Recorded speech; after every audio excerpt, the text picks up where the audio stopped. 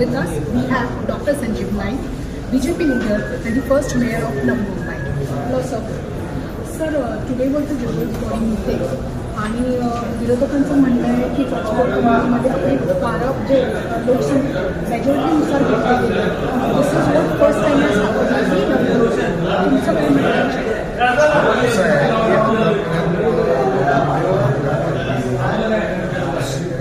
का नाही झालं आत्ताच का झालं तर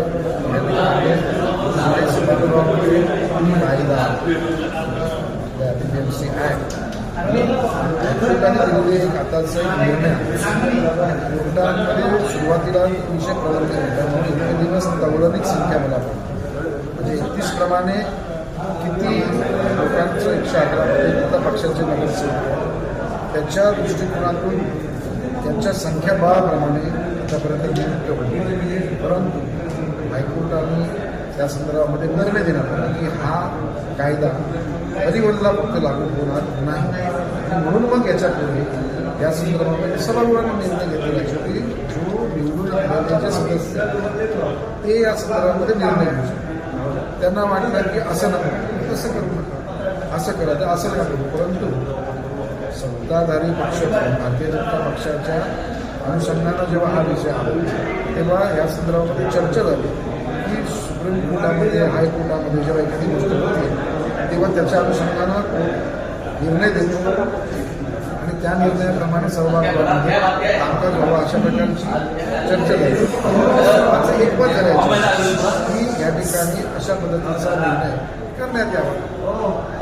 आता त्या निर्णय आला लोकशाही तत्व सत्ताधारी विरोधक यांनी चर्चा करावी आणि मला वाटतं 2 ते 3 तास या विषयावर आपण चर्चा झाली सभागृहामध्ये आणि सभागृहामध्ये चर्चा झाल्याप्रमाणे माननीय महापौरांनी सुद्धा चांगला उल्लेख दिलेला आहे की घटनात्मक दुरुस्ती झाली घटनात्मक निर्णय या ठिकाणी आणि त्या अनुषंगाने घेतलेला निर्णय हा कायद्याच्या पक्षात राहून याच्यामध्ये जर तुम्हाला तक्रार असेल तुम्हाला याचा विरोध असेल तर लोकशाही प्रक्रियेमध्ये तुम्ही राज्य सरकारकडे कोर्टामध्ये दाद मागू शकता आणि उद्या जो काही अंतिम निर्णय होईल उद्या समजा हायकोर्टाने घेतलेला निर्णय त्याच्यामध्ये हायकोर्टाने पुन्हा हे वेगळा निर्णय घेतला सांगितलं असं त्या ठिकाणी निर्णय शेवटी आपल्याला ही महानगरपालिका BMC ॲक्ट ज्या अनुषंगानं चालली पाहिजे आणि मला असं वाटतं की 20 लाख लोकांनी जेव्हा आपले 111 प्रतिनिधी निवडून गेले तेव्हा त्यांनी कायद्याच्या अनुषंगानंच कारवाई करावी.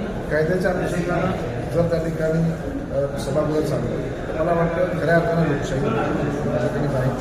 पण मला असं वाटतं की याच्यामध्ये उचित निर्णय तुम्ही सभागृहात 20 लाख लोकांना ह्या गोष्टी काय प्रत्येकाला कायदा नियम ॲक्ट प्रत्येकाला काय माहिती ज्या पद्धतीनं त्या गोष्टी सभागृहाच्या पटलावर ठेवण्यात आल्या त्याप्रमाणे आजची निवडणूक झालेली आहे.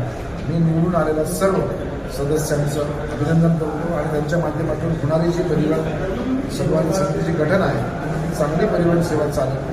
नवी मुंबईच्या जनतेला चांगली हितवर्धक चांगल्या प्रकारची सुरक्षित सेवा आणि लोकांना परवडेल अशी सुरक्षित सेवा या भविष्याच्या काळामध्ये जे सर्व सदस्य देतील अशी मी अपेक्षा व्यक्त करतो.